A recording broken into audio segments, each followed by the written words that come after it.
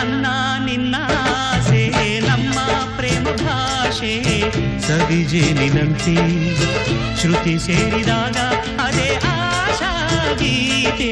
ನನ್ನ ನಿನ್ನ ಆಸೆ ನಮ್ಮ ಪ್ರೇಮ ಭಾಷೆ ಸವಿಜೇನಿನಂತೆ ಶ್ರುತಿ ಸೇರಿದಾಗ ಅದೇ ಆಶಾ ಗೀತೆ.